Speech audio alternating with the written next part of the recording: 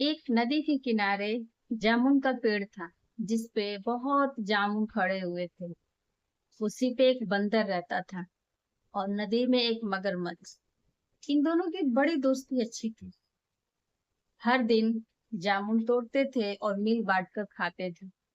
बंदर ही बड़ा अच्छा था, बड़ा ईमानदार था, बड़ा दयालु। मगरमच्छ के फैमिली में थे, उसकी पत्नी थी, उसके बच्चे थे, उसकी परिवार था। सुबह आता, जामुन खाता और अपना नदी में रहता। और शाम के वक्त जब उसे लौटना होता घर, तो बंदर उसको जामुन देता और बोलता कि भाभी को खिला देना। वो बड़ा उसे अच्छा लगता था। रोज यही काम करता, ले जाकर अपने पत्नी को, अपने बच्चे को खिलाता था। उसकी पत्नी भी बड़ी खुश थी, लेकिन उसकी पत्नी चालाक थी बहुत। हर दिन ये सिलसिला चलता गया। उसकी पत्नी ने एक दिन उससे बोली, मगरमच्छ से, कि एक काम करिए, बंदर को एक दिन घर पे लाइए। तो उसने कहा कि क्यों? तो वो बोली उसकी पत्नी कि जब ये जामुन इतने मीठे हैं, तो सोचिए बंदर का कलेजा कितना मीठा होगा। मुझे उसका कलेजा चाहिए। उस मगरमच्छ को बड़ा दुख लगा कि मतलब मेरी पत्नी ऐसे क्यों सोच सकती है, क्यों सोच रही है। जामुन तो रोज मिलता है, रोज खा लेती। वो अपने पत्नी को समझाया, ऐसा मत करो, लेकिन उसने नहीं माना। जिद करने लगी कि अगर आप बंदर को घर पे नहीं ले आओगे तो मैं फिर आपसे बात नहीं करूंगी। मगरमच्छ को लगा ठीक है, कोशिश करते हैं। मगरमच्छ गया, बड़ा उदास था, नदी में बैठा था। बंदर बोला, क्या हुआ मगरमच्छ भाई, ऐसे क्यों आज चेहरा उतरा उतरा हुआ है? कुछ भाभी ने बोल दिया क्या? मगरमच्छ ने बोला, नहीं भाई, ऐसी कोई बात नहीं। फिर फिर बोला, फिर उसको रहा नहीं गया। तो उसने बोला कि आज आपकी भाभी ने खाने पर बुलाया है, आपको चलना पड़ेगा। मगर बंदर बहुत खुश हो गया कि चलो कोई तो है जो अपना मुझे बुला रहा है।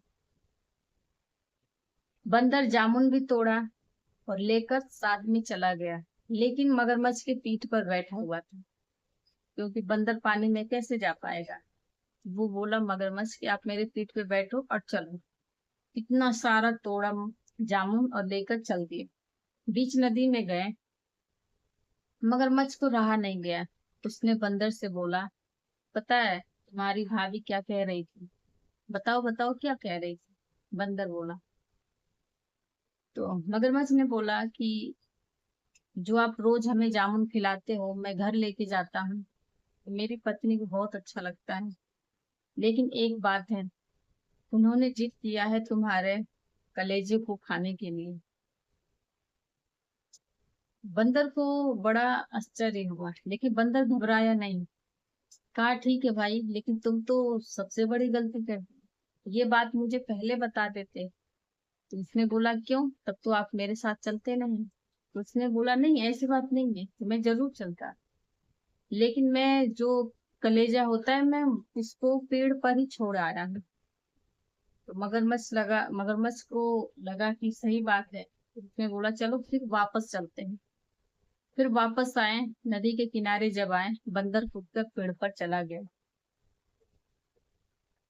और फिर यही बात खुली, किसी पर ज्यादा भरोसा नहीं करना चाहिए। बंदर के पास इतना समझदारी था कि अपने आप को बचा लिया, वरना जो रोज उसको मीठे जामुन खिलाते थे, वो उन्हीं का कलेजा खाने के पीछे पड़े थे।